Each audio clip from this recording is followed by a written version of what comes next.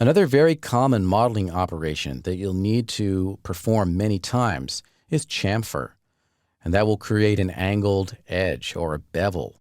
And it's important because if you have really harsh right-angled edges on things, then your shading won't look good because you won't be able to capture the glint of light on the edges of things.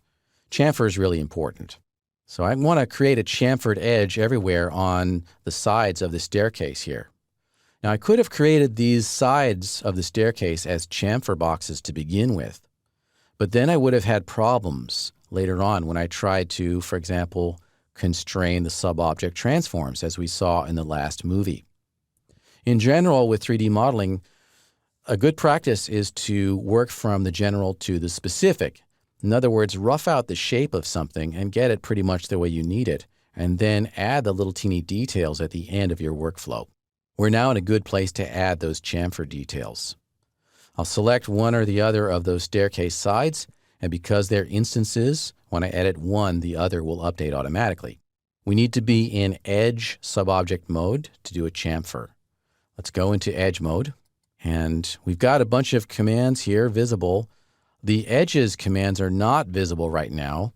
They're accessible by clicking on this button or just hovering your mouse. But I would recommend hiding some of these other panels because we really don't need them right now. Right-click in an empty spot and go to Show Panels and turn off the Properties and turn off the Subdivision and the Tries panels. We don't need those. And now we've got enough real estate here to fit the important stuff. We've got chamfer here. To do a chamfer, we want to select all the edges first. And an easy way to do that is use the Select All keyboard shortcut, which is Control-A. And now all of those edges are highlighted in red to indicate that they are selected. We could perform the chamfer command just by clicking here. But if we just click once, then we will get a default chamfer operation. We actually need to control the amount of the chamfer or the size. And to do that, you will want to Shift-click on the chamfer button. Hold down Shift and click on that. And what you get is a little pop-up interface called the Caddy. And the Caddy is available for basically all of these tools. And to access the Caddy, just Shift-click on the tool. All right, so what we're seeing here now is a preview of an operation that we have not yet performed. We can play around with these parameters here, and if we like what we see, then we can go ahead and click the checkbox, and that will execute the operation and close the Caddy, and we will then be able to move on to our next operation. If we click the X button, then we will exit out of the Caddy and no operation will take place. If we click the plus sign, that's going to do something really interesting. What it's going to do is perform the operation and then show a preview of the next operation. And that can be confusing. So let me just illustrate that to you. Let's say I determine that I want a chamfer amount of 0.25 inches, just a quarter inch there. So I'll type in 0.25 and then press the Enter key. And now we're seeing a preview of what it would look like after we do a quarter inch chamfer. All right, getting a little bit closer there. Again, if I click the checkbox, the operation will be performed and we will exit out of the Caddy.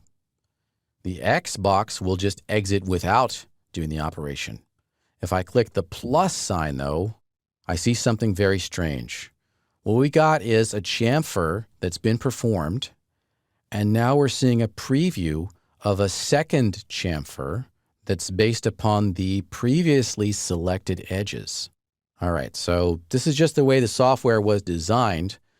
We can select edges or any component or subobject and see a preview before that operation's been performed. And if we click that plus sign, we will see a second preview. Now, if I click off of this and deselect everything, then we see no second preview because nothing's selected. But if I go and select by just clicking on one of these guys, now we're seeing what would happen if we actually executed this second chamfer operation. All right, that takes a lot of getting used to. It took me a long time to figure out and understand and really kind of grok what was going on here. But just be aware that what you see while the caddy is visible is not the final state of the model as long as something is highlighted in red. If anything is highlighted in red, you're seeing a preview.